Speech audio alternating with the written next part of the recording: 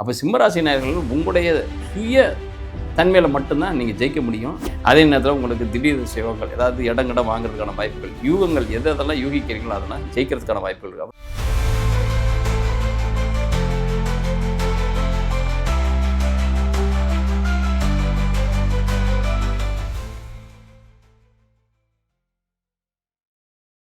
அனைவருக்கும் வணக்கம். இந்த 2026க்கு உண்டான குரு பயிற்சி பலன்கள் எப்படிப்பட்ட சுப பலன்களை ஒவ்வொரு ராசிக்கும் தரும், எந்த ராசிகள்லாம் மிகப்பெரிய யோகத்தையும், எந்த ராசிகள்லாம் கொஞ்சம் சுமாரான யோகத்தையும், சில ராசிகள் கொஞ்சம் கஷ்டப்படுறதுக்கான வாய்ப்புகளும் இருக்கும். ஆனால் மோரலஸ் இந்த 2026 அப்படின்னம்னாக்கா 2/6/2026 திருக்கணிதப்படி பயிற்சி ஆகுது.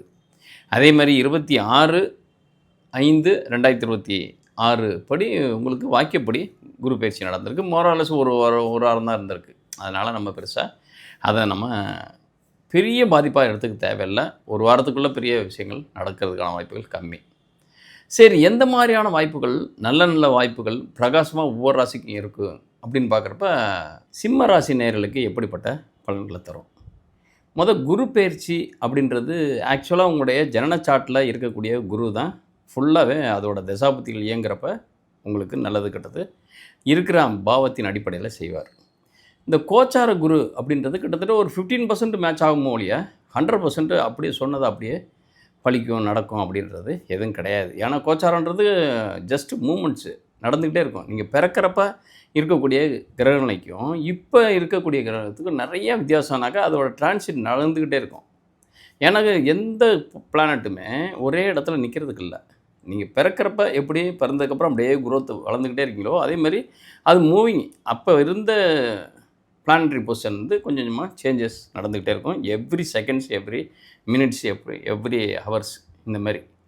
அப்போ அந்த டிரான்சிட் பீரியடில் இருக்கக்கூடிய தன்மையில் கிட்டத்தட்ட ஒரு 15% அவங்களுக்கு மேட்ச் ஆகும். மற்றபடி 100% உங்களுடைய ஜனனச்சாட்டில் குருவோட தன்மை எப்படி இருக்கோ அதன்படியே தான் உங்களுக்கு வாழ்க்கை ஃபுல்லாக குருவோடையோ சனியோடையோ அல்லது வேறு எந்த பிளானட்டோடைய தன்மைகள் செயல்படும்.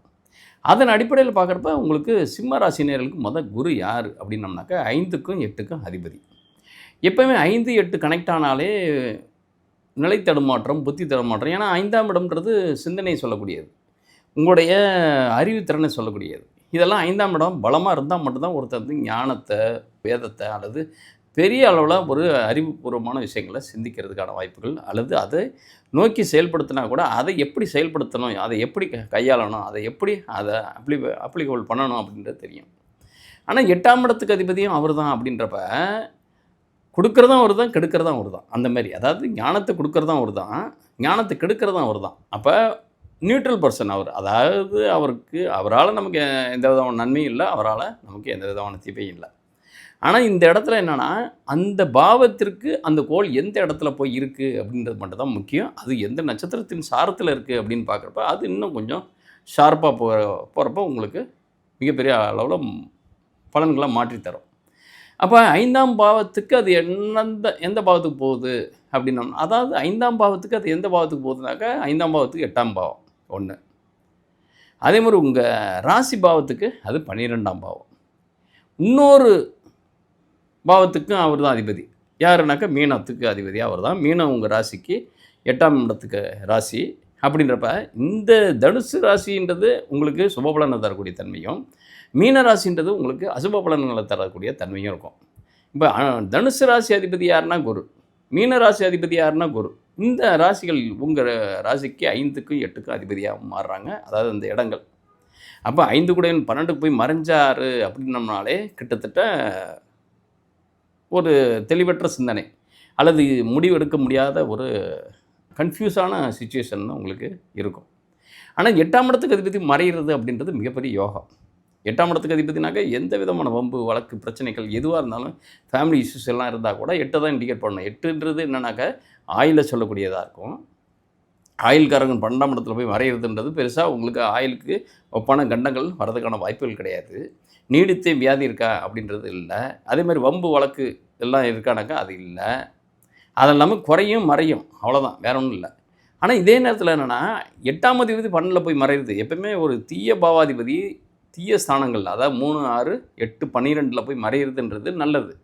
ஆனால் சுபபாவாதிபதி அப்படின்னு சொல்லக்கூடிய கேந்திர கோணாதிபதிகள், அதாவது 1, 5, 9, 1, 4, 7, 10 இந்த அதிபதிகள் இதே 3, 6, 8, 12 போய் மறைஞ்சால் அந்த நல்ல தன்மைகள், நல்ல பலன்கள் மறையும்.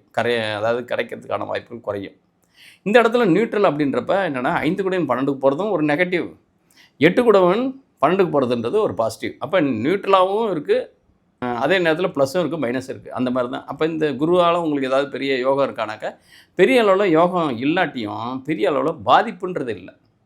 இன்னொன்று இந்த டைம் ஆஃப் பீரியடு உங்களுக்கு என்ன இயங்குது அப்படின்னோம்னாக்கா 8ஆம் இடத்து சனி தான் பெரிய அளவில் உங்களை சஃபர் பண்ணிகிட்டு இருக்கிறது. 8ஆம் இடத்து சனி அப்படின்னோம்னாக்கா அஷ்டமத்து சனி. அஷ்டமத்து சனி வந்தாலே ஜென்ம சனிக்கு ஈக்குவலாக, அதாவது 7 சனியில் ஜென்ம சனியில் என்ன மாதிரியான பாதிப்புகள் இருக்குமோ அந்த பாதிப்புகளுக்கு ஈக்குவலாக 8ஆம் இடத்து சனி ஒர்க் பண்ணும். அதாவது எல்லாத்துலேயும் சின்ன சின்ன ஆளுகள்கிட்ட போய் நம்ம அவமானப்படுறது, சின்ன சின்ன விஷயங்களில் போய் மூக்கறுப்படுறது, இல்லை சின்ன சின்ன விஷயங்களே நமக்கு பெரிய விஷயமா அதாவது புறையோடி போய் ஒரு சின்ன புண்ணு தானே அப்படின்னு நினச்சோம்னா அது பெரிய காலே எடுக்கிற மாதிரி, கையே எடுக்கிற மாதிரி, கண்ணை நோண்டுற மாதிரி ஆகுது. அந்த மாதிரி ஒரு பாதிப்புகள் ஏற்படும். அப்போ எந்தெந்த விஷயங்களில் ஜாக்கிரதையாக இருக்கணும், யாரையும் அசால்ட்டாக எடை போட்டுறக்கூடாது, அந்த மாதிரி தன்மையில் இருந்தால் மட்டும்தான் பெரிய அளவில் சக்ஸஸ் பண்ண முடியும். அதாவது என்னென்னா முன்கூட்டியே உங்களுக்கு தெரியும், பட் அது கேர்லெஸ்ஸாக இருக்கும் பட்சத்தில் அது பெரிய விளைவுகளை ஏற்படுத்தும். ஏன்னா இந்த டைம்ன்றது 8ஆம் இடத்துல போய் அந்த சனியும் 6 யாருன்னா 6, 7க்கு அதிபதி 8ல் போய் இருக்கிறதுன்றது உங்களுடைய பார்ட்னர் யாரை நீங்கள் முழுமையாக நம்புறீங்களோ, லைஃப் பார்ட்னராக இருக்கட்டும், பிஸ்னஸ் பார்ட்னராக இருக்கட்டும், எல்லாமே பிரச்சனைக்குரியதாக மாறும். இன்னும் இருக்கிற தொழிலே என்ன தொழில்னாக்கா அந்த தொழிலையே நீங்கள் ஸ்விட்ச் ஓவர் ஆகிறதுக்கோ அல்லது சேஞ்ச் ஓவர் ஆகிறதுக்கான வாய்ப்புகள் அதிகமாக இருக்கும். ஏன்னா இந்த டைம்ன்றது உங்களுடைய 5 கூடையும் 12 போகிறப்ப நீங்கள் அடுத்தவங்களை நம்பி ஏமாந்து போகிறதோ அல்லது உங்களுடைய சுய சிந்தனை அற்ற தன்மையில் எல்லாத்துலேயும் பார்த்துக்கலாம், நம்மளை ஜெயிக்க யாரும் இல்லை, அந்த மாதிரி ஒரு கான்ஃபிடென்ட் லெவல் அதிகமாக முரட்டுத்தனமாக நம்புறதுனால ஏற்படக்கூடிய பாதிப்புகள் இதெல்லாம் பாதிப்புகள் இருந்தால் கூட உங்களுடைய வில் பவர் யாருனாக்கா உங்களுடைய சூரியன் தான். சூரியன் யார் எங்கே இருக்காருனாக்கா உங்களுடைய ராசி அதிபதி என்னன்னா 10ல் இருக்கார், பவர்ஃபுல்லாக இருக்கார். அந்த 10ஆம் அதிபதி 11 லாபஸ்தானத்தில் பவர்ஃபுல்லாக இருக்குது, அதுவும் தன லாபாதிபதியோடு சேர்ந்துருக்கார். அப்போ உங்களுக்கு என்னென்னா இந்த கோச்சாரம் குரு நெகட்டிவாக கொடுத்தா கூட அந்த கோச்சாரத்திலே இருக்கக்கூடிய செவ்வாயும் புதன் சுக்கிரன் மிகப்பெரிய அளவில் 3 கோள்களுமே, புதனும் உங்களுக்கு நட்பு பெற்ற கோள். ஏன்னா தனலாபாதிபதி எப்போயுமே ஒரு ஜாதகத்தில் தனலாபாதிபதினு சொல்லக்கூடிய அதாவது 2க்கும் 11க்கும் அதிபதி பலமாக இருந்தாருனால அந்த டைம் ஆஃப் பீரியடு எவ்வளோ பெரிய துன்பங்கள் வந்தால் கூட அதை சக்ஸஸ்ஃபுல்லாக நடத்துறதுக்கான வாய்ப்புகள் நிறையவே இருக்குது. அதாவது அதை கடந்து போயிடுவீங்க.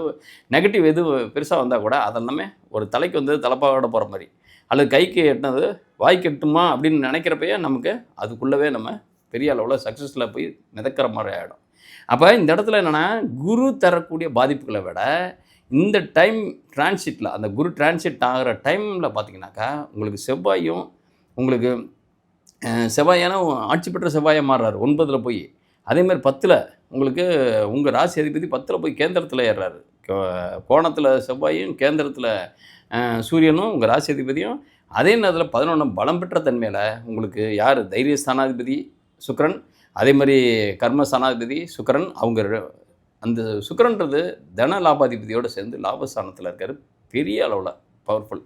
அப்போ குரு வந்து டம்மி பீஸ் ஆகிடுவார். அவளைய உங்களுடைய ராசி அதிபதி பலமாக இருக்கிறனால உங்களுடைய செல்ஃப் கான்ஃபிடென்ட்டில் எப்படி நீங்கள் வந்து எவ்வளோக்கு நம்பி வீணாக போகிறீங்களோ அதை விட அப்போ நீங்கள் வந்து இந்த இடத்துல யாரையுமே சும்மா ஒரு பிஸ்னஸ் பார்ட்னர் தானே, லைஃப் பார்ட்னர் தானே, உங்களுடைய லைஃப் பார்ட்னர்கிட்ட கூட நீங்கள் பெரிய அளவில் ஷேரிங் பண்ணிக்க தேவையில்லை. ஏன்னா அதுவே உங்களுக்கு அவங்களே நெகட்டிவாக ப்ளே பண்ணுறதுக்கான வாய்ப்புகள் நிறையா இருக்கும். அப்போ சிம்மராசி நேயர்கள் உங்களுடைய சுய தன்மையில் மட்டும்தான் நீங்கள் ஜெயிக்க முடியும். அதே நேரத்தில் அடுத்தவங்க, அதாவது உங்களுடைய லைஃப் பார்ட்னரோ பிஸ்னஸ் பார்ட்னரோ உங்களுடைய ஃப்ரெண்ட்ஸுகளோ உங்களுடைய நெய்பர்களோ அவங்களுடைய பேச்சுக்களை கேட்கும் பட்சத்தில் நிச்சயமாக அது வில்லங்கத்தில் கொண்டு விடுறதுக்கோ அல்லது பிரச்சனைகளுக்கு போய் மாற்றுறதுக்கோ வாய்ப்புகள் நிறையாவே இருக்கும். இந்த டைம் வந்து உங்களுக்கு 7ஆம் அதிபதி போய் 8ல் மறையிறது, அஷ்டமத்து சனியாக கன்வெர்ட் ஆகிறது அப்படின்றது அதிகபட்சம் சின்ன சின்ன விஷயங்களாக இருந்தால் கூட நீங்கள் பெருசாக அதை சட்டை பண்ணாதீங்க. ஏன்னாக்கா உங்களுக்கு கணவன்னா மனைவி, மனைவின்னா கணவன், இவங்களோட கருத்து வேறுபாடுகள் அதிகமாக வந்து அது வந்து வழக்கு வரைக்கும் கொண்டு போகிறதுக்கான வாய்ப்புகள் நிறையா இருக்கும். ஏன்னா இந்த இடத்துல ஒரே ஒரு ப்ளஸ்ஸு அப்படின்னோம்னாக்கா இந்த இடத்துல சனி போய் இருக்கிற இடம் பார்த்திங்கனாக்கா தன லாபாதிபதினு சொல்லக்கூடிய புதனுடைய சாரத்தில் தான் இருக்கார், ரேவதி நட்சத்திரத்தில். அது மிகப்பெரிய ப்ளஸ்ஸு தான். அப்போ 8க்கு போனால் கூட உங்களுக்கு திடீர் சுயங்களை தான் தருது. அப்போ 2, 11, 8 அதிகபட்சம் நெகட்டிவ் பலன்களை காட்டில் நெகட்டிவ் வந்து கிட்டத்தட்ட ஒரு 40% தான் வரும், 60% பாசிட்டிவ் பலன். ஏன்னா இந்த இடத்துல தைரியஸ்தானாதிபதி யாருன்னா சுக்கிரன் போய் 11ல் லாபஸ்தானத்தில் இருக்கிறதுன்றது உங்களுடைய தைரியம் தான் உங்களுக்கு மிகப்பெரிய அளவில் சேஞ்ச் ஓவர் பண்ணுறதுக்கான வாய்ப்புகள் இருக்குது. அப்போ நீங்களே சுயம்பாக வெளியே வர்றதுக்கான வாய்ப்போ சுயம்பா நீங்கள் ஜெயிக்கிறதுக்கான வாய்ப்போ அதிகமாக இருக்கும். அதனால் உங்களுடைய ஜனன சார்ட்டில் குரு பலவீனமாக இருந்தாருனாக்கா நல்லது. அதே நேரத்தில் பலமாக இருந்தாலும் மிகப்பெரிய அளவில் 8ஆம் பாவத்துக்கு அவர் கேந்திர திரிகோணமாக ஏறமாக இருந்தால் போதும். இப்போ பார்த்தீங்கன்னா 8ஆம் இடத்துக்கு அவர் வந்து திரிகோணத்துக்கு வராரு, 5ஆம் இடத்துக்கு வராரு. அங்கே ஆனால் ராசிக்கு 12ஆம் இடத்துல மறைகிறாரு. அப்போ 8க்கு 12 அப்படின்னோம்னாக்கா அந்த 12லேயும் அவர் எந்த சாரத்தில் வரப்போ கொஞ்சம் பிரச்சனை பண்ணக்கூடியதாக இருக்குனாங்க பூசத்தில். இப்போ புனர்பூசத்தில் தான் டிரான்சிட் ஆகிட்டார். இன்னும் ஒரு 1 மந்த்தில் பார்த்தீங்கன்னாக்கா பூசத்தில் ட்ராவல் பண்ணுவார். அப்போ உங்களுடைய மதியே உங்களுக்கு கெடுக்கிறதுக்கான வாய்ப்பு. அப்போ உங்களுடைய மனங்களை கெடுக்கிறதுக்கான வாய்ப்புகள் அடுத்தவங்களால் நிறையா நடக்கும். அப்போ கொஞ்சம் கேர்ஃபுல்லாக இருங்க. அடுத்தவங்கள யதார்த்தமாக நம்பாதீங்க. எதாக இருந்தாலும் நீங்கள் வந்து ஃபில்ட்ரு பண்ணி அல்லது அவங்க சொல்கிறத கேட்டுக்கிட்டு சஜஷன் வந்து மறுநாள் சொல்கிறேன் அல்லது கொஞ்சம் டைம் எடுத்துக்கிறேன், உடனே ஸ்பாட்டு டிஸ்கஷன் பண்ணுறதோ அல்லது ஸ்பாட்டாக டிக்ளேர் பண்ணுறதோ இந்த மாதிரி ஏதாவது இந்த ஒரு இதுக்கு உண்டான தீர்வு, இதுக்கு உண்டான இது அப்படின்றது சொல்லாதீங்க சொல்யூஷன் எதையுமே. ஏன்னா அது வந்து உங்களுக்கு இப்போதைக்கு என்னென்னா எந்த விஷயமும் உங்களுடைய அந்த நேரத்தில் எடுக்கிற முடிவுகள் சரியானது மாதிரி தோணும். பட் ஆனால் அது அனைத்துமே தவறானதாக இருக்கும். அதனால் இந்த ஜாக்கிரதையாக இருக்கிறது பெஸ்ட்டு. இந்த இடத்துல என்ன 5 கூடையன் 12க்கு போய் மறையுதுன்னு கெடுதல். அதேமாதிரி 8ஆம் இடத்துக்கு அதிபதி 12ல் போய் மறைஞ்சாலும் அவர் இருக்கக்கூடிய சாரம் அப்படின்றது உங்களுக்கு சுயசாரமாக இருக்கிறதுனால பிரச்சனை இல்லை.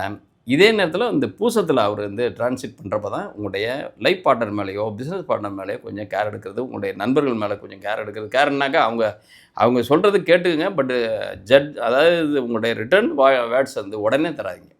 கொஞ்சம் லேட் பண்ணி தாங்க. ஒரு சம் பீரியட் ஆஃப் டைம் எடுத்துக்கங்க. அதுக்கப்புறம் நீங்கள் அவங்களுக்கு சொல்லுங்கள். அது உங்களுக்கு சாதகமான தன்மைகளில் முடிகிறதுக்கான வாய்ப்புகள் நல்லாயிருக்கும். ஏன்னா அந்த குரு பயிற்சின்றது உங்களுக்கு முன்ன இருந்த குருவை விட இப்போ இருக்கிற குரு வந்து கொஞ்சம் பாசிட்டிவானவர் தான். ஏன்னா வந்து 11ல் இருந்தால் கூட அது பகைப்பெற்ற இடம். இது வந்து சந்திரன் பகைப்பெற்ற இடம் தான். பட் ஆனால் சந்திரனுக்கு குரு நட்பு, பட் குருவுக்கு சந்திரன் தான் பகை.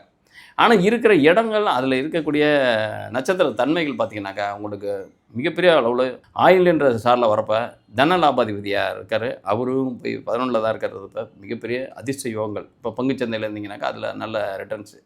அதே நேரத்தில் உங்களுக்கு திடீர் யோகங்கள், ஏதாவது இடம் வாங்குறதுக்கான வாய்ப்புகள், யூகங்கள் எதெல்லாம் யூகிக்கிறீங்களோ அதெல்லாம் ஜெயிக்கிறதுக்கான வாய்ப்புகள் இருக்குது. அப்போ யூக வணிகமோ யூகிக்கிற திறன் வந்து மிகப்பெரிய அளவில் எப்போ சர்வேல் பண்ணோம் அப்படின்னா 10ஆம் மாதத்துக்கு பிறகு தான் உங்களுக்கு நல்லாயிருக்கும். ஏன்னா அப்போ தான் உங்களுக்கு அதிகபட்சம் அவர் வந்து சிம்மத்துக்கு வந்துட்டு அதுக்கப்புறம் உங்களுக்கு 1ஆம் மாதத்துக்கு பிறகு திரும்பி அவருக்கு வந்து கடகத்துக்கு என்ட்ரி ஆகிறதுக்கான வாய்ப்புகள் இருக்குது. அப்போ 10ஆம் மாதம்னா கிட்டத்தட்ட அந்த 10 வரைக்கும் 31/10 வரைக்கும் கடகத்தில் இருப்பார். அப்போ உங்களுக்கு அந்த பூசத்தை தாண்டி ரேவதிக்குள்ளே வரப்பவே உங்களுக்கு 8ஆம் மாதத்துலேருந்தே அது ஒரு 2 மாதம் அனுகூலமான மாதமாக இருக்கிறதுக்கான வாய்ப்புகள் இருக்கும். அது மாத பலன்களில் உங்களுக்கு டீட்டெயிலாக சொல்கிறேன்.